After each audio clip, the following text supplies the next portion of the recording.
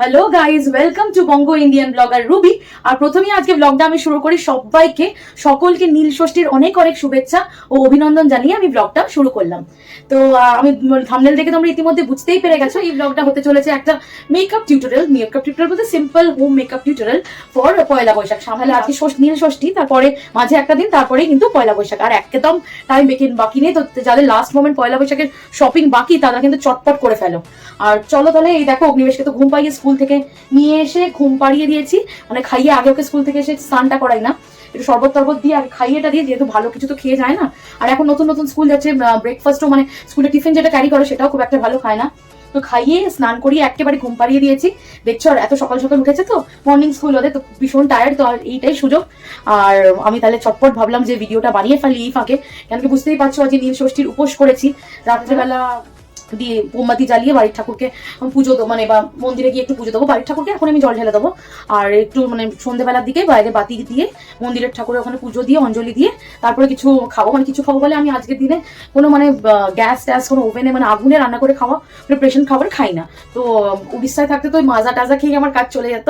মাজা তো এখানে ওই ফ্রুটস নয়তো মাজা, কিন্তু এখানে আমি সাবুও না খেতে পারি না, মানে খাই না কখনো। তো নয় টক দই এনেছি, টক দইয়ের ঘোল করবো, আর নয় মাজা খাবো। আর ফ্রুটসও আমি যে খুব একটা পছন্দ করি দাও না, কিছু কিছু সিলেক্টিভ ফ্রুটস আছে ওইগুলো খেয়ে নেবো। রাতের তো সারা রাতের ব্যাপার। আর দেখবে উপোস করলে খুব একটা খিদেই খুব একটা পায় না, বলতে গেলে জল টেস্টটা পায়। যেই তুমি উপোসটা ভাঙবে না, তোমার জল থেকে মানে সন্ধ্যে থেকে যে কি জল টান ধরবে সেটাই। তো চলো, আমার শরীর ছেড়ে দেওয়ার আগে আমি চটপট ভিডিওটা বানিয়ে ফেলি। আর অগ্নিবেশও তো বুঝতেই পারছো কখন না উঠে যায়। তো ঠিক আছে, আমি তো এই অগ্নিবেশকে দেখতেই পাচ্ছ আনতে গেছিলাম, দেখতেই পাচ্ছ প্রচুর ট্যান পড়েছে। তো যারা আমাকে ফলো করো আমার সোশ্যাল নেটওয়ার্কিং সাইটে, তারপরে ব্লগস ফলো করো আমার, তারা জানোই আমরা ইতিমধ্যে দীঘা থেকে ঘুরে এসেছি। মানে জাস্ট সানডেই আমরা দীঘা থেকে ঘুরে এসেছি প্রচুর ট্যান নিয়ে। তারপরে আবার সানডেতেই মানে মানডে ভোর 3:30টায় ফিরেছি, দিয়ে অগ্নিবেশকে স্কুল পাঠিয়েছি, দিয়ে আবার এসেই 12:30 পৌনে 1টার মধ্যে বেরিয়ে পড়েছি শ্বশুর বাড়ির জন্য। কেন কি এন্ডোস্কপি ছিল, আমার শ্বশুরমশাই এন্ডোস্কপি হয়েছে।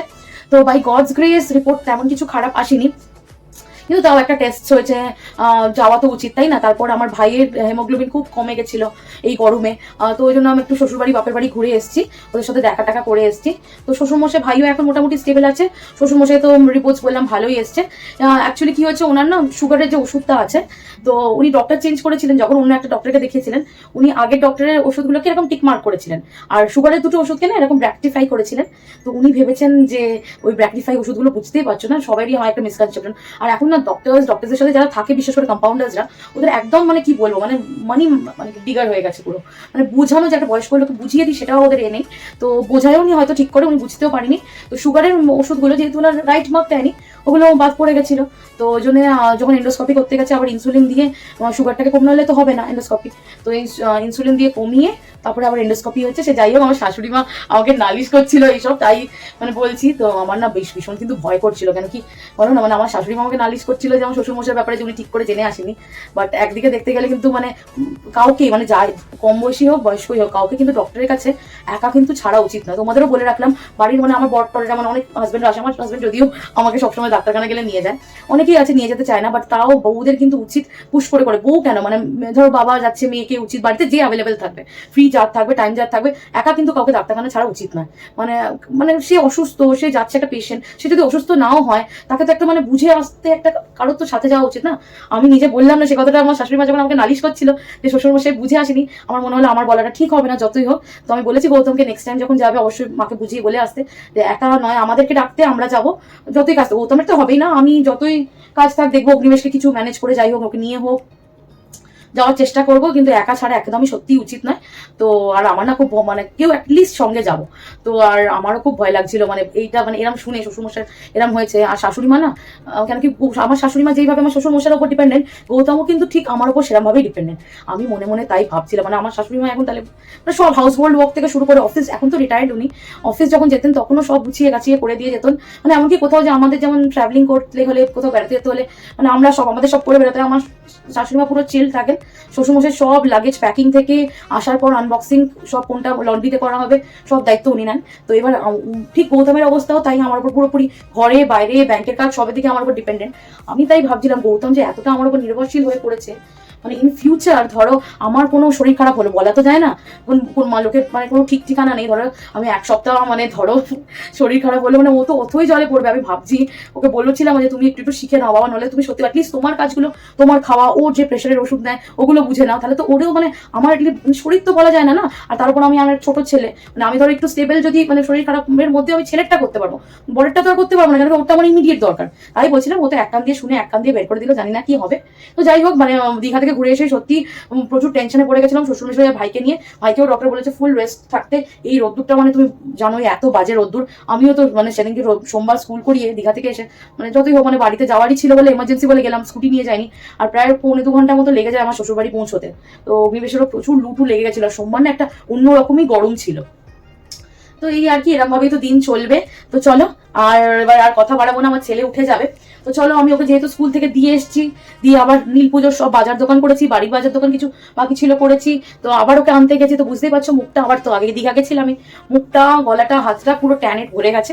তো আমি তোমাদের, আমার তো কোথাও বেড়াতে মানে বাইরে বেরোনোর নেই, তো আমি তোমাদের চট জলদি আগে মুখের ক্লিনিং প্রসিডিওর থেকে আমি মেকআপটা শুরু করবো। কি করে আমি মুখটা ক্লিন করি তোমাদের আগে করে দেখিয়ে দিই। হ্যাঁ, তো তার জন্য আগে আমাকে বিন্দিটা খুলতে হবে। এটা মাস্ট, এই হেয়ার ব্যান্ডটা মাস্ট। মানে চুলটা খুলে চলো একটুখানি, চুলটা তো কি অবস্থা বুঝতেই পারছো। সকালে স্নান করে কম করারও মানে মানে টাইম পাইনি, যা হোক মাহক করে জাস্ট নট বেঁধে ওকে দিতে আনতে চলে গেছিলাম। তারপরে এতটা স্কুটি চালিয়েছি। ক্লিন করার প্রসিডিওর তোমরা জানোই, দেখো কিছুই না, জাস্ট একটা সিটাফিলের ক্লিনজার নেবো আর একটা রেগুলার ওয়াইপস নেবো। আমি বাচ্চার যে ওয়াইপসটা ইউজ করি ওইটাও আমি ফেস ক্লিনিং সময় ইউজ করি। চশমাটা খুলে দেবো, যদি চশমা ছাড়া আমি কিন্তু অচল, আমি দূরের কিচ্ছু দেখতে পাই না। আমার কাছের পাওয়ার নেই কিন্তু দূরের পাওয়ার আছে, তো আমি চশমা ছাড়া একদমই অচল। আপনাকে একটু বেশি অ্যামাউন্ট অফ নিয়ে ক্লিনজার নিয়ে, সিটাফিলের ক্লিনজার, তোমরা যে কোনো ক্লিনজার ইউজ করতে পারো। Cleansing, toning, moisturising is must. আমি রেগুলার করতে পারি না, মিথ্যে কথা বলবো না, মানে বাট তোমাদের যাদের টাইম আছে তারা কিন্তু ক্লিনজিং, টোনিং, ময়েশ্চারাইজার, টাইম ঠিক বলা যায় না, মানে সবাই যারা মেকআপ রূপচর্চা করতে ভালোবাসে না তারা কিন্তু ঠিক টাইম বার করে নেয়, মানে খাওয়া খেতে ঘুমোতে যেন টাইম বার করেই ফেলে আমরা, সেরকম ঠিক বার করে ফেলে। বাট আমার এটা খুব একটা মানে এসেন্সিয়াল পার্টের মধ্যে আমি ফেলি না এই মেকআপ জিনিসটাকে। মেকআপ বলো, স্কিন কেয়ার জিনিসটাকে, আমার লাইফে আরও এসেন্সিয়াল অনেক কিছু আছে, এটা সেকেন্ডারিও না, এটা টার্সারি আমার কাছে। তো ওই জন্য আমার রেগুলার এই 3টে জানি সবই, বাট করে করে ওঠা হয় না। আর যেহেতু ঘরের দিকটা পুরোটাই আমাকে সামলাতে হয়, ওটা পসিবল হয়ে ওঠে না সবসময়। বাচ্চা বুঝোই তো, টডলার, বাজার দোকান, রান্না বান্না, ঘুরতে যাওয়া, সবকিছু, মানে কোথাও গেলে টিকিটস, উইকেন্ডসে কোথাও যাওয়া হবে, সবকিছু সবকিছু সবকিছু সামলে আমার হয় না। ব্যাংকের কাজ, সবকিছু মানে আরও সব লিগাল কাজকর্ম থাকে। চলো আমি লিপস্টিকটা হলে হালকা একটা দেখো নিউড শেডের লিপস্টিক লাগিয়ে গেছিলাম, ওটাও কিন্তু রিমুভ করে ফেলছি। লিপস্টিকটা রিমুভ করার পরেই হলো দেখো সেকেন্ড কাজ হলো আমার আমি একটা স্ক্রাব নিয়ে নিয়েছি ফেসটা ক্লিন করার জন্য। আমি ফেস ওয়াশটা অ্যাভয়েড করবো, আমি এখানে স্ক্রাবিং করবো, যেহেতু আমি বাইরে স্কুটি চালিয়ে তোমাদের বললাম গেছি, অনেকটা মানে নোংরা টোংরা সব মুখে লেগেছে। তো আমি প্রথমে দেখো প্লামের এই হোয়াইট চির ব্রাইটনিং ফেস স্ক্রাবারটা দিয়ে মুখটা স্ক্রাব করে দেবো। আর ট্রাস্ট মি, এটা আমার কথা শুনে তোমরা একবার কিনতে পারো, দারুণ প্রোডাক্ট, জাস্ট ওয়াও প্রোডাক্ট। তুমি যদি 3টে প্রোডাক্ট বাড়িতে রাখতে চাও তার মধ্যে এটা যাবে একটা। তো দেখো একটু বেশি করেই নিলাম, আগে একটু পরিষ্কার করে নিই, তারপর জল অ্যাপ্লাই করবো। Just wow. আর পুরো না এই যে যত ডেড সেলস আছে, পোর্স আছে, পোর্সে নোংরা টোংরা, জাস্ট ইটস মানে তুমি ইনস্ট্যান্ট রেজাল্টটা পাবে। আমি বলছি না তুমি একটা শেড একদম হায়ার হয়ে যাবে, মানে এতটাই ফর্সা হবে, বাট ওটা বলছি না, বাট স্টিল তুমি মুখটাকে ক্লিন করে দেখতে পারো যে ক্লিন হয়ে যাবে। চলো একটু জল অ্যাপ্লাই করে মুখটা ধুয়ে চলে আসি। তো দেখতেই পাচ্ছ মুখটা একদম ক্লিন হয়ে গেছে, একদম দেখো একদম ফ্রেশ ফ্রেশ লাগছে। আমিও বাইরে থেকে এসেছিলাম, জাস্ট একটু রিফ্রেশিং লাগছে, ওটা দিয়ে ফেস ওয়াশটা করার পর খুব রিফ্রেশিং লাগছে। তো দেখো তারপরেই কিন্তু আমি একটা মামা আর্থের উপটান ফেস প্যাক লাগিয়ে নেবো with saffron, turmeric and apricot oil. But আমি এটা নিয়ে খুব একটা যে 100% স্যাটিসফাইড বলবো না, মানে আমি এটা লাগিয়েছি অনেকদিন ধরে ইউজ করছি, বাট খুব একটা যে ট্যান রিমুভ আমার ক্ষেত্রে হয় সেটা কিন্তু নয়, মানে আমার ক্ষেত্রে খুব একটা কিন্তু ট্যান রিমুভ হয় না। হয়তো তোমাদের বেটার রেজাল্ট দেয়, বাট আমার ক্ষেত্রে কিন্তু এটা খুব একটা যে 100% ভালো করবো, আমি রিকমেন্ড এটা খুব একটা করবো না, আমার কেসে ওটা খুব একটা কাজ দেয় না। তো চলো এটাকে আমি পুরো ফেসে অ্যাপ্লাই করে দিই জেন্টলি, দিয়ে কিছুক্ষণ ছাড়তে হবে। তো আমার কাছে খুব বেশি টাইম নেই বলে তোমরা এটাকে 15 মিনিটস 10 to 15 মিনিটস যতক্ষণ ড্রাই হয়ে যায় রেখে দিও, বাট আমার কাছে অতটা টাইম নেই বলে আমি অ্যাপ্লাই করে তোমাদের দেখিয়ে চট করে ধুয়ে ফেলবো। আর তোমরা কিন্তু যখন এই ফেস মাস্ক লাগাবে কেউ কিন্তু একদম কথা বলবে না, তাহলে কিন্তু একদম রিঙ্কেলস এসে যাবে ফেসে। তো আমার যেহেতু ছেলে উঠে পড়ার চান্সেস আছে, তারপর আরও তোকে একটু পার্কে নিয়ে যাওয়া, তারপর পড়ানো, অনেক অ্যাক্টিভিটিস থাকবে না উঠলে, তারপর আমার নিজের পুজো দিতে যাওয়া আছে, তো ওই জন্য আমি চটপট এটা জাস্ট অ্যাপ্লাই করে তোমাদের ধুয়ে দেখিয়ে দেবো। বাট তোমরা কিন্তু এটাকে রেখো, আর এটা রাখাকালীন যতক্ষণ না ড্রাই হয় রেখো, আর কোনো কিন্তু কথা বলো না। দেখো পুরো ফেসে কিন্তু আমি অ্যাপ্লাই করে চলে এসেছি, তোমরা কিন্তু নেক পোর্শনটা তো অ্যাপ্লাই করো, আমি করলাম না যেহেতু আমার শাড়িটা পরা হয়ে গেছে, ওই জন্য আমি আর করলাম না, ফেস ওয়াশ করতে গিয়ে ভিজে যেতে পারে। তো চলো এবার যতক্ষণ এটা না শোকাচ্ছে, টাইমটা তো ইউটিলাইজ করতে হবে, একটু জাস্ট একটু তো অন্তত শুকাতে দেবো। ততক্ষণ আমি দেখো চুলটা তো বুঝতেই পারছো, জাস্ট হেয়ার ওয়াশ করে চলে গেছি, একদমই ফ্রিজি হেয়ার হয়ে গেছে, খুব বাজে কন্ডিশন। তো চলো আমি চটপট চুলটা একদম ঠিকঠাক করে দিই, একটুখানি দেখতেই পাচ্ছি দেখো একটু কোমটা করে নিই, একটু ম্যানেজেবল করে নিই অ্যাটলিস্ট। তো দেখো চুলটা প্রথমেই আমি এই যে একটা সেরাম লাগাবো, এই যে আমি এইটা অনেক বছর ধরে ইউজ করি, আমি বিয়ের পর থেকে তো প্রায় 8-9 বার আমার স্ট্রেটনিং হয়ে গেছে। তো তবে থেকে আমি এক্সটেন্সো কেয়ারের এই দেখো লরিয়ালের প্রফেশনালের এই সেরামটা ইউজ করছি। আর বুঝতেই পারছো 8-9 বার আমার স্ট্রেটনিং হয়েছে, এটা নাইন্থ টাইম স্ট্রেটনিং করালাম।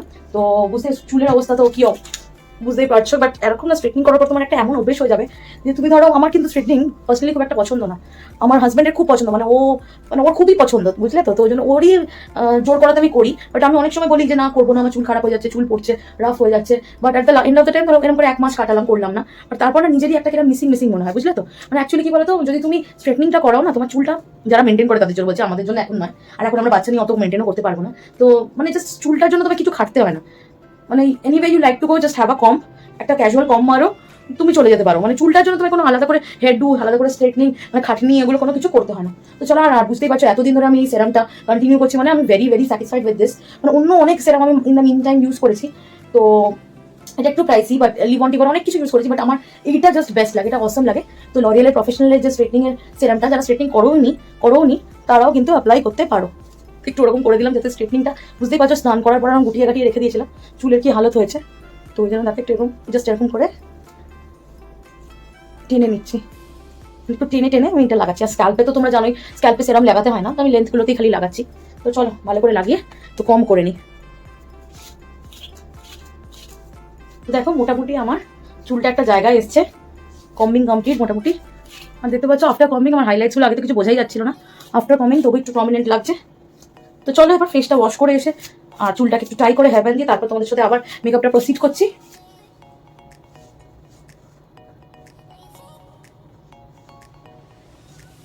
তো দেখো আমার মুখটা কিন্তু ক্লিন করা হয়ে গেছে, মানে আমার ক্লিনজিং এর প্রসিডিউর পুরো কমপ্লিট। তোমাদের কোনো জায়গায় যদি বুঝতে না পেরে থাকো আমাকে কিন্তু জানিও, আমি ফিডব্যাক দিয়ে দেবো। মানে দেখো মোটামুটি ক্লিনজিং এর প্রসিডিউর হয়ে গেছে।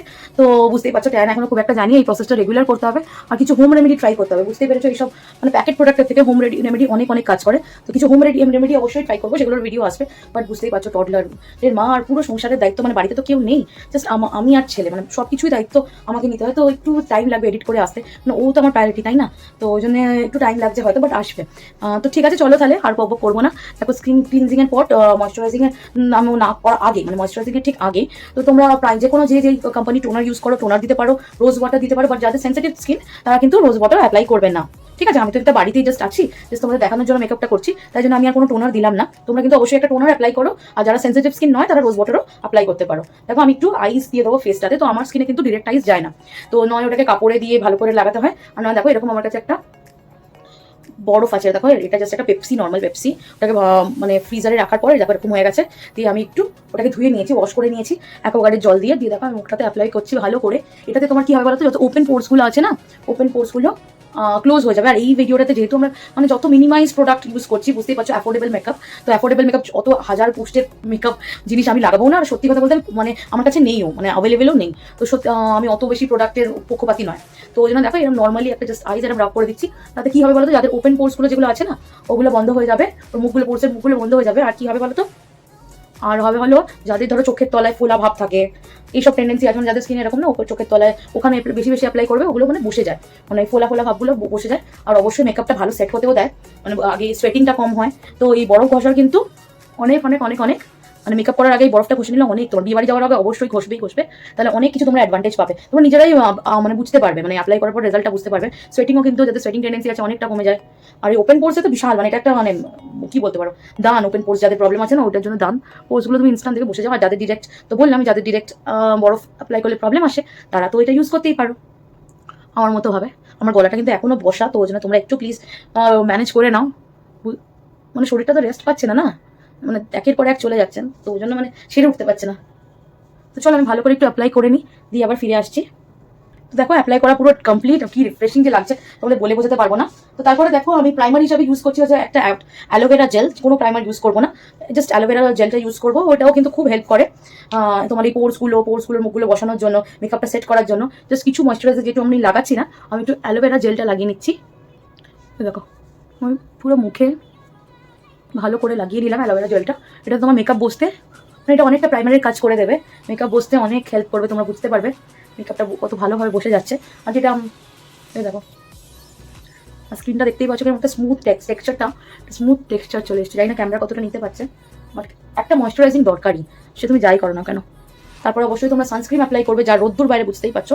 তো দিনের বেলা পয়লা বৈশাখে কোথাও গেলে, কারো বাড়িতে পুজো থাকলে বুঝতেই পারছো বারবার যেতে, কিংবা কোথাও যদি নাও থাকে, বাড়িতেও থাকো, পুজো দিতে না গেলে, তাও তোমরা বাড়িতে কিন্তু অবশ্যই সানস্ক্রিন অ্যাপ্লাই করবে। আমি এই নিউট্রিজেনার সানস্ক্রিনটা অ্যাপ্লাই করি, ভীষণ ভালো একটা ওয়ান্ডার প্রোডাক্ট। বাট তোমাদের যেটা পছন্দ সেই সানস্ক্রিনটা তোমরা অ্যাপ্লাই করবে, ইউজ করতে পারো। দেখো আমার স্কিনটা কিন্তু সেট হয়ে গেছে মোটামুটি, and is ready for further future makeup. আমার স্কিনটা সত্যি, আমি তো বাইরে থেকে এসেছিলাম, ভীষণ রিফ্রেশিং লাগছে। আমি এখন মনে হচ্ছে এক্ষুনি ঘুমিয়ে পড়বো। তো এর পরের স্টেপটা হলো কিন্তু তোমরা যে কোনো বিবি আর সিসি ক্রিম অ্যাপ্লাই করতে পারো, আর দুটোর মধ্যে একটা, যে কোনো একটা, যেহেতু আমরা বলেইছি যে মিনিমাম প্রোডাক্ট দিয়ে অ্যাফোর্ডেবল আমরা মেকআপ করবো, যে কোনো বিবি আর সিসি ক্রিম অ্যাপ্লাই করতে পারো, একটু বেশি করে অ্যাপ্লাই করবে, তাহলে আর মানে তোমার ফাউন্ডেশনের দরকার পড়বে না। আর যদি তুমি ভাবো যে না আমি দুটোই অ্যাপ্লাই করবো, তোমরা চাইলে দুটোই অ্যাপ্লাই করতে পারো, আগে বিবি কিংবা সিসি ক্রিম, তারপরে কিন্তু তোমরা ফাউন্ডেশনটা অ্যাপ্লাই করো। আমি এখানে আর ক্রিমটা অ্যাপ্লাই করছি না, যেহেতু আমি বাড়িতেই থাকছি এখন, তো তোমাদের দেখানোর জন্য মেকআপ করছি যেহেতু। দেখো আমি এরকম একটা পাফে করে একটু জাস্ট নিয়ে নেবো। আমি এখানে নিয়েছি হলো দেখো এরকম একটা লরিডান গোল্ড, একটা লরিডান গোল্ডের ফাউন্ডেশন নিয়েছি। অরিফ্লেমের এই ফাউন্ডেশনটা তোমরা নিজেদের কমপ্লেক্সন অনুযায়ী, নিজেদের পছন্দ অনুযায়ী ফাউন্ডেশন নিয়ে নেবে। আর একটু বোধহয় লাগবে, নাহলে মেকআপটা সেট হবে না। দেখো এই পুরো ফেসে আইব্রোজগুলো বাদ দিয়ে আর চোখের ওপরে একটু বেশি করে অ্যাপ্লাই করে দেবে। যেখানকারগুলো তোমাদের ডার্ক স্পটস আছে না, আমার যেমন চোখের ওপরে আছে, এখানটা আছে, নোজের এই পোর্শনটা আছে, সেখানে একটু ড্যাপ ড্যাপ করে বেশি বেশি করে লাগিয়ে নেবে। আমি এখানে মোটামুটিভাবে লাগাচ্ছি, দেখছোই খুব বেশি কভারেজ আমি দিচ্ছিও না। আর আমি গরমে এত বেশি লেয়ার, এত বেশি মানে বাইরে গেলেও আমি এত বেশি লেয়ার দিচ্ছিলাম, মানে এত একে গরম যা ভাবসা নেই, তারপর স্কিনের উপর এতগুলো লেয়ার ছড়ালে আর দেখতে হচ্ছে না। তো দেখো পুরো ইভেন আউট করে নাও, অল্প দিলে অল্পটাই কিন্তু ইভেন আউট করে নাও ভালো। তোমাদের যার যেমন কভারেজ লাগবে সেরকম পোর্শনে দিও, খালি যেখানে ব্ল্যাক স্পটস আছে ওখানগুলো একটু বেশি করে অ্যাপ্লাই করো। তো চলো এটা হয়ে যাওয়ার পর আফটার ফাউন্ডেশন আর বিবিসিসি ক্রিম তোমার আসছে হলো মুজের পালা। এই দেখো মুজটা আমি লাগিয়ে দেবো অল্প করে, একদম অল্প লাগাবো, বুঝতেই পারছো যা গরম বাইরে, একদম অল্প করে মুজ দেখো আমি অ্যাপ্লাই করে নিচ্ছি। আমি তো একদমই অল্প করছি, তোমরা আরেকটু বেশি নিও। দেখো এইটুকুই বাস আমি জাস্ট নেবো, জাস্ট এইটুকু, আর দেবো না আমি। এটাকে এবার ফাইন আউট ইভেন আউট করে নেবো চট জলদি করে। দেখো তো দেখো আমি এটা মুজটাকে ইভেন আউট করার পর আমি জাস্ট ব্লাশার তো কোনো ইউজ করছি না। দেখো জাস্ট এইখানগুলো, এই চিকের হাই জোনগুলো তোমরা যদি চাও, আমি এরকম একটা ল্যাকমি এরকম অরেঞ্জের শেডের লিপস্টিক নিয়েছি, খুব ভালো পিগমেন্টেশনটা, খুব ভালো ওটার, অনেক লং লাস্টিংও স্টে করে। আমি সুগার ইউজ করার আগে কিন্তু এই ল্যাকমির এই লিপস্টিকের ব্র্যান্ডটা ইউজ করতাম। দেখো এটাকে অল্প জাস্ট অল্প অল্প দুদিকে নিয়ে নিলাম, আর এই দেখো ইভেন আউট করে নেবো। তোমার যতটা লাগবে, যতটা পিগমেন্টেশন যতটা তুমি ডিপ করতে চাও ততটা নিতে পারো। আমার একদমই হালকা দরকার, দেখো আমি ওই জন্য এরকম হালকা করে ওটাকে ইভেন আউট করে নিলাম। আর দেখো এরকম করে নিলাম। তোমাদের যাদের, আমি এখানে কন্টিউরিং কিছু করছি না, যেহেতু বুঝতেই পারছো এই গরমে আমি কিছু অ্যাপ্লাই করবো না। যাদের কন্টিউরিং করার ইচ্ছা তারা নোজে এই জাস্ট যেখানে লাগালে তুমি এই ব্লাশারটা, তার ঠিক নিচেটা যে কোনো মানে যে কোনো মানে ব্ল্যাকিশ কিংবা ব্রাউনিশ, ব্ল্যাকটা অ্যাভয়েড করো, ব্রাউনিশ শেড দিয়ে এখানগুলো নাকের হাই জোনগুলো এখানগুলো কন্টিউর করে তারপরে তুমি ইভেন আউট করতে পারো, তাতে তোমাদের গাল টালগুলো আরও বসে যাবে। আমাদের যাদের বড় ফেস তাদের কন্টিউরিংটা মাস্ট। আমি এখানে করলাম না, তোমরা কিন্তু যারা করবে মনে করো, আমি ইভেন বেশি কোথাও গেলে আমি কন্টিউরিং করিও না, তাই আমি করলাম না, কন্টিনিউটা করিনি। তারপরে তোমরা কিন্তু অবশ্যই যাদের মনে হয় মানে পারফেক্ট মেকআপ চাইলে তোমরা কিন্তু অবশ্যই কন্টিনিউটা করে নিও। আর এখানে দেখো জাস্ট অরেঞ্জ শেডটাও ব্লাশারটাও আমি একদম হালকা দিয়েছি, একদমই যাতে না বোঝা যাওয়ার মতোই জাস্ট। তো তারপরেই আমি দেখো এই প্যালেটটা নিয়ে নিয়েছি, আমার খুব ফেভারিট একটা প্যালেট, এটা আর্টিস্টের ম্যালিওর আর্টিস্ট শেডের মুজ আই শ্যাডো। আর এটার জাস্ট কালার্সগুলো মানে যেগুলো লাগে তোমার সেগুলোই আছে।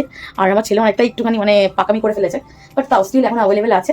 তো দেখো আমি প্রথমে কি করবো, একদম হালকা মেকআপ, বুঝতেই পারছো দিনের একটা মেকআপ এটা ক্রিয়েট করছি। দিনে তুমি বাড়িতে পুজো হলো কিংবা পুজো, অনেকে লক্ষ্মীনারায়ণ পুজো দিতে যায় পুজো বাড়িতে, তো ওই চড়া মেকআপ এই গরমে তো তোমরা করবে না, না হালকা দেখো আমি এরকম একটা লাইট শেড নিয়েছি, গ্লসি লাইট শেড নিয়েছি, ওটা দিয়ে আমি ইনার কভারটা দেখো, ইনার পোর্শনটাকে এরমভাবে ফিল করে নিচ্ছি।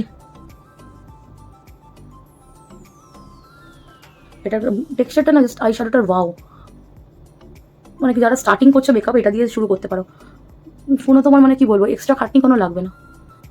দেখো আমিও জাস্ট না দেওয়ার মতো অল্প অল্প দিচ্ছি, বাট তার থেকে লুকটা না একটা মানে ভালো দিনের জন্য একটা ভালো লুক এসে যাচ্ছে।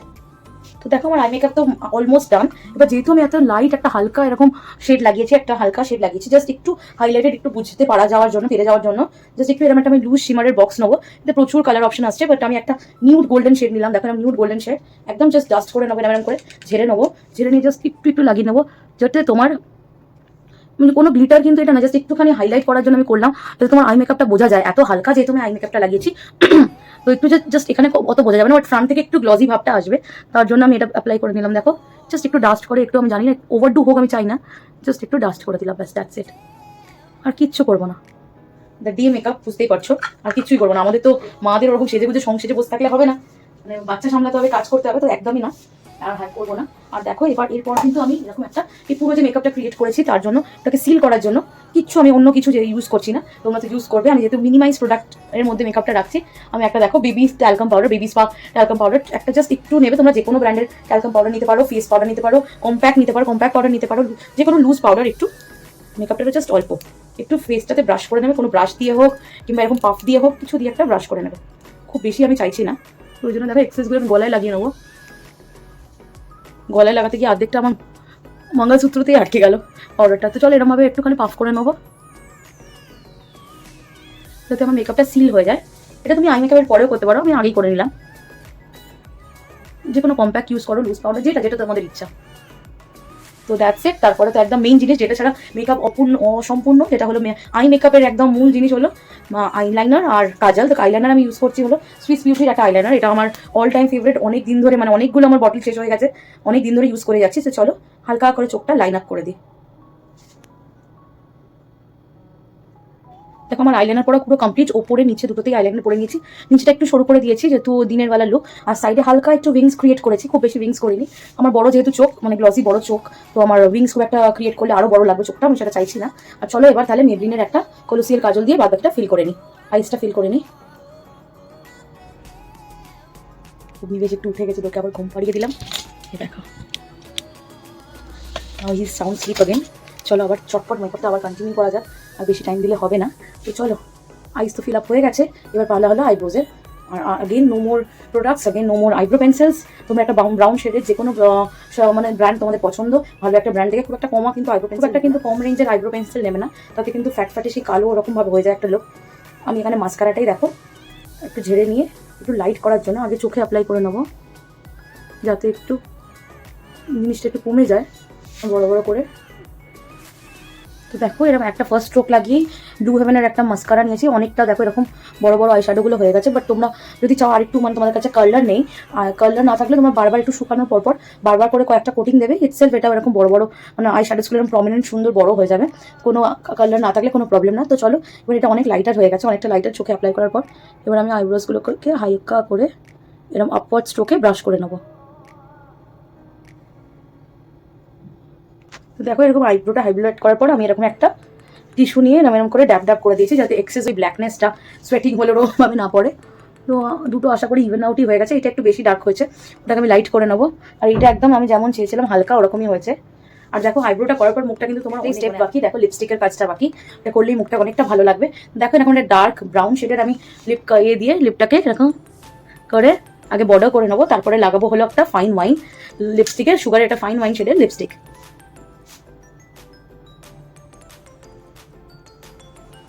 তো লিপস্টিকের সঙ্গে দেখতে পাচ্ছ মুখটা পুরো গ্লো ফিরে এসছে। এরপর একটা জিনিস যেটা না দিলেই নয়, মানে পয়লা বৈশাখ সাজ যেটা ছাড়া অসম্পূর্ণ, সেটা হলো একটা এরকম রেড, একটা ডার্ক রেড বিন্দি, দেখো টকটকে লাল বিন্দি, আর তার সাথে হলো সিঁদুর, লিকুইড সিঁদুর। আমি এই লিকুইড সিঁদুরটা ইউজ করি, এ দেখো। আর এটা জাস্ট একদম ব্রাইট রেডের মধ্যে, তো এটা একটু লাগিয়ে নেবো। দেখো যেহেতু পারপাসটা হলো পয়লা বৈশাখ পুজো, তাদের ব্রাইট করে দেখো একটু সিঁদুর লাগিয়ে নিয়েছি। এবার জাস্ট হেয়ারটা ডু করলেই আমার, আর জুয়েলারিগুলো করলেই আমার হয়ে যাবে। তো দেখো শাড়ি তো আমার আগেই পরা ছিল, দেখতেই পেলে, কারণ আমি শাড়ি কারোর হেল্প ছাড়া করতে পারি না, তো একটু কুচিটার সময় আমার দরকার হয়, তাও দেখো পিনটাও ঠিকঠাক করতে পারিনি। তো যাই হোক আমি একটা গরম সামার ফ্রেন্ডলি এরকম একটা হালকা লিনেনের শাড়ি পরে নিয়েছি। বাট শাড়িটা হালকা হলে কি হবে, দেখতে খুবই ব্রাইট, যেহেতু হোয়াইটের মধ্যে দেখতে পাচ্ছ এরকম তোমরা একটা হোয়াইটের মধ্যে একটা ফ্লোরাল একটা কাজ করানো, দেখো deep purple, orange, red, mauve সব দিয়ে একটা মাল্টি কালার এরকম একটা ফ্লোরের মোটিভ চারিদিকে করা না। আঁচলটা দেখো এরকম, আর নিচে টাসেলসও লাগানো আছে, আর এরকম একটা ব্রাইট হোয়াইটের মধ্যে রানি পিঙ্ক দিয়ে আর আঁচলটা করা। আর দেখতে পাচ্ছ শাড়িটা কি ভীষণ ব্রাইট লাগছে আর কি ভীষণ এলিগেন্ট লাগছে। আর আমার হোয়াইট কালার তো মানে একদম অল টাইম ফেভারিট, আর সামারে তো হোয়াইট কতটা ফ্রেন্ডলি তোমরা জানো। তো ওই জন্য দেখো, আর তার সাথে একটা স্লিভলেস পিঙ্কিশ শেডের একটা ব্লাউজ ক্যারি করে নিয়েছি। তো দেখো এটাই হচ্ছে আমার শাড়ি। তো তারপরে চলো রিমেনিং মেকআপটা কমপ্লিট করি, হেয়ার ডু জুয়েলারি করে তোমাদের কাছে আসছি। তো হেয়ারটা দেখো আমি বান করবো না, জাস্ট একটা হেয়ার টাই করে দেখাবো, মানে খোলা চুলটা আমি চাইছি না এই গরমে। তোমরা এরকম একটা এলিগেন্ট লুক ক্রিয়েট করতে পারো উইথ দিস শাড়ি, কিংবা তোমরা বানও করতে পারো। আর অনেক এখন ফ্যান্সি বান করলে অনেক ফ্যান্সি দেখো এরকম পাওয়া যায়, এরকম বড় সাইজ ছোট সাইজের অনেক পাওয়া যায়, যেটা তুমি তোমার খোপার ভিতরে দিয়ে তুমি ভালো করে ফ্লাওয়ার দিয়ে ডেকোরেট করতে পারো। অনেক রকমের ফ্লাওয়ার দিয়ে দেখো একটা তো তোমার হাতের কাছে যে এরকম ফ্লাওয়ার দিয়ে ডেকোরেটও করতে পারো, বাট আমি ওটা চাইছি না। আমি নর্মাল যখন বান করি না, মানে ধরো ঠাকুর বরণ টরণ করতে যাই, এত হেভিও দিই না। আমি জাস্ট কি করি বলতো, তোমাদেরকে অনেকগুলো আইডিয়া দিয়ে দিচ্ছি বানসের। এরকম টাইপের একটু মোটা যে গার্ডারগুলো হয় না, মানে আমি এখন ওইটা খুলতে গেলে না উঠে পড়বে না। তো আমার কাছে এত আছে ব্ল্যাক কালারের ওই যে মোটা উলের গার্ডারগুলো, ওগুলো দিয়ে জাস্ট একটা বড় করে পনি বেঁধে নিই, দিয়ে ওটাতে জাস্ট সারাউন্ড করতে থাকি। তাহলে খোপাটা তোমার বড় হয়ে গেল, আর ব্ল্যাক কালার বোঝাও গেল না। আর একটা জাস্ট ওই 15-20 টাকা নেমে নেট পাওয়া যায়, নেটটা দিয়ে তোমার খোপাটা মানে চুলটা ওই উলের গার্ডারগুলো জাস্ট কভার করে নেবে, জাস্ট দ্যাটস ইট। আর তারপর তুমি যত সুন্দর করে ইচ্ছা ওটা ডেকোরেট করো, আর কিচ্ছু তোমার লাগবে না। তো চলো তাহলে আমি চুলটা এরকম ভাবে একটা হেয়ারস্টাইল করবো ঠিক করেছি। তার জন্য দেখো পাফিং কিচ্ছু করবো না, কোনো পাফার ইউজ করবো না, হাতেই যা হয়। তো চুলটাকে আমি দেখো এরকম সেকশন করেছি, সামনের দিকে একটু লেয়ার পার্টটা বার করেছি, দিয়ে পিছনে এরকম ব্যাক ব্রাশ করে নিজেই হাতে করে একটু হালকা পাফ ক্রিয়েট করে নেবো।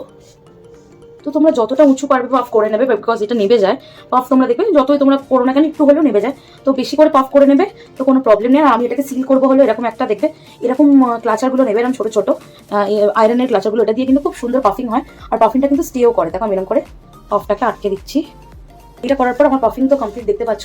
এবার এইদিকে যে এক্সট্রা লেয়ারের চুলগুলো আছে না, জাস্ট এরকম করে নেবে, দিয়ে একটু ফুলিয়ে এরকম সিলভার ক্লিপস পাওয়া যায়, সিলভার বলছি এরকম আয়রন ক্লিপস পাওয়া যায়, এরকম সরু ক্লিপসগুলো নেবে, ওগুলো দিয়ে কিন্তু খুব ভালো ওগুলো আটকায়, ওগুলো দিয়ে জাস্ট আটকে দেবে। কিছুই না, ওরকম করে একটু চিরুনিটা দিয়ে ওরকম করে নিলে না কি করা, তাহলে একটু ভলিউমটা ক্রিয়েট হয়, একটু ফোলা ভাবটা আসে, হাতে করেই করবে। জাস্ট একটু এরকম রোল করে ওই ক্লিপসগুলো দিয়ে সিল করে নেবে, দুদিকটাই কিন্তু ওরকম করবে। তো তোমার মুখের সাথে যদি আমার যদি যায়, তাহলে তোমরা কিন্তু অবশ্যই এই হেয়ারস্টাইলটা করতে পারো, নাহলে তোমাদের পছন্দ মতো অন্য কিছু হেয়ারস্টাইলও করতে পারো। দিকটা আমি দুদিকটা সিল করে দেবো ক্লিপস দিয়ে। দেখো ক্লিপ দিয়ে এরকম লক করার পর এবার চুলগুলো দেখো এক্সেস চুলগুলো আমি একটু কম করে নেবো, দিয়ে এরকম একটা ক্লাচার দিয়ে ওটাকে টাই করে নেবো। বৈশাখের হেয়ার ডু মেকআপ আমার অলমোস্ট ডান। এবার হলো পয়লা বৈশাখের মেকআপ আর উইদাউট ফ্লাওয়ার কি একদম জমে? যতই না করলাম খোপা, এই গরমে জুই ফুল লাগালাম না, বাট এরকম একটা সাদা জারবেরা তো চলতেই পারে। তো মনে হচ্ছে মেকআপটা কিন্তু যেহেতু দিনের ওভারলুক করবে না। দেখো এদিকে যেহেতু ফুলটা লাগালাম, এদিকটা যেহেতু ফাঁকা যাতে না লাগে, ওই জন্য দেখো আমি জাস্ট একটা চুল বার করে নিলাম, একটু এরকম স্প্রিঙ্কেল করে এদিকটা দিয়ে দিলাম, জাস্ট এমনি যাতে ফাঁকা না লাগে। আর আমি ফুলটা এদিকেও লাগাতে পারতাম, লাগিয়েও ছিলাম, বাট আমার মনে হচ্ছিল দিনের মেকআপের জন্য একটু ওভারডু হয়ে যাচ্ছে।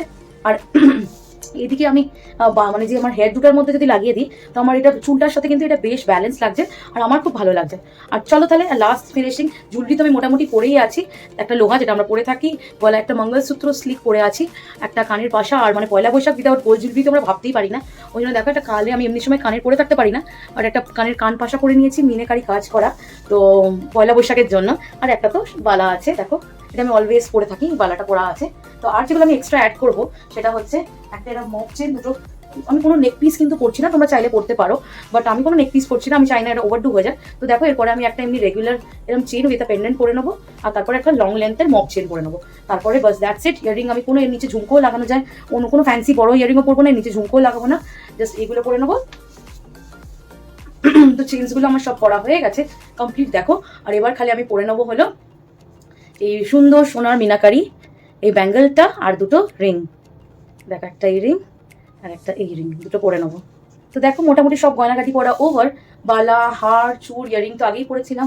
এই বম্বের সুন্দর স্লিক মঙ্গলসূত্রটাও আগে থেকেই আমার পরা ছিল। এটা বম্বের ডিজাইন, দেখো ডিজাইনটা একটু অন্যরকম লাগবে, এখন তো সব জায়গায় সব ডিজাইন পাওয়া যায়, বাট স্টিল দেখো এটা একটু অন্যরকম। এখানকার থেকে চেনও পরা হয়ে গেছে, আংটিও পরা হয়ে গেছে। তো এবার যেটা last but not the least, চশমাটা খুলতে হবে, আর একটু হাইলাইটার লাগিয়ে নেবো, জাস্ট একটা হালকা গ্লিটারি আইশ্যাডো হাইলাইটারের প্যালেট থেকে একটু ফেসটাকে হাইলাইট করে নেবো, একটু জাস্ট হাই জোনগুলোতে, একটু নোজের এখানে, একটু চিন পোর্শনে একটু হাইলাইট করে ওটাকে ব্লেন্ড করে দেবো। আর বাকি আছে যেটা হলো আইব্রোসটাকে একটু আপওয়ার্ড স্ট্রোকে ব্রাশ করে নেবো। চলো তো চলো তাহলে এর সাথে সাথে আমার পয়লা বৈশাখ স্পেশাল লুক কিন্তু একেবারে কমপ্লিট। কেমন হয়েছে আমার মেকআপটা তোমাদের ভালো লাগলে অবশ্যই কিন্তু জানিও। আর এদিকে আমার কার্যসিদ্ধিও হয়ে গেছে, আর আমার ছেলেও কিন্তু এখনো ঘুম থেকে উঠেনি, তো এটা কিন্তু একটা ডবল পাওনা। তো এইভাবেই মাদের কাজ করে যেতে হয়, তাই না? ছেলে কাজ সবই তো ব্যালেন্স করে চলতে হবে, তবেই তো আমরা একদম মানে অনন্যা, তাই তো? আর সত্যিই আমরা অনন্যা, মানে ছেলেদের সাথে যাতে আমাদের কোনো তুলনা হয় না। একটু ফেমিনিজমের কথাবার্তায় চলে গেলাম, চলো জোকস অ্যাপার্ট। মেয়েরা ছেলেরা সবাই উভয়রাই চাইলে সবকিছু করতে পারে, আর বাচ্চার জন্য বিশেষ করে মানে মা বাবারা সত্যি সবকিছুই করতে পারে। তো চলো তাহলে আমার মেকআপ লুক কিন্তু একদম কমপ্লিট। তোমাদের যদি ভালো লেগে থাকে একটু অবশ্যই কমেন্ট করে জানিও। আর তো চলো কি নতুন বছরে কি কি কেনাকাটা করলে, কি কি রেজলিউশন নিচ্ছ? আমি একটু রেজলিউশন নেবো ভাবছি নতুন বছর পয়লা বৈশাখে, যে একটু যদি ওয়েটটা একটু ট্রিম করা যায়, একটু মানে আমি বলছি না 0 ফিগার হবো, কিন্তু এই 5-7 কিলো যদি একটু ট্রিম করা যায়, গড নোজ পারবো কিনা। আমরা এত মানে কি বলবো, মানে আমার বর এত ইভিনিংয়ে বাইরের খাবার খায় না, আমি কোনোভাবেই আটকাতে পারি না নিজেকে। ইভিনিং টাইমে ও কিপস অন ব্রিঙ্গিং, আর একজন তোমার সামনে বসে খাবে, আমি খাবো না, সেটা অত আমি মানে অত আমি তো আমি একটা মডেল না যে আমাকে অত আমার উপর প্রেশার আছে যে আমাকে সুন্দর দিখতে হবে। বাট আমার ছেলে যেহেতু আমাকে বলেছে, আগে আমি অত পাত্তা দিচ্ছিলাম না, বাট আমার ছেলে বলেছে মাম্মা ও খুব একটা মোটা পছন্দ, আর মোটা হবি না, এরকম একটা কথা আমার কাছে বলেছে, আর ওটা আমার দিলে লেগে গেছে। তো আমি সত্যি আর রোগা না হতে পারলেও আর মোটা কিন্তু হচ্ছি না। এই রেজলিউশনটা আমি নেবো এই ইয়ারে। তো তোমাদের ভিডিওটা ভালো লাগলে অবশ্যই কিন্তু লাইক শেয়ার সাবস্ক্রাইব করতে ভুলো না, আর কমেন্ট করে অবশ্যই জানিও। অপেক্ষায় থাকবো তোমাদের কমেন্টের জন্য। Till then by.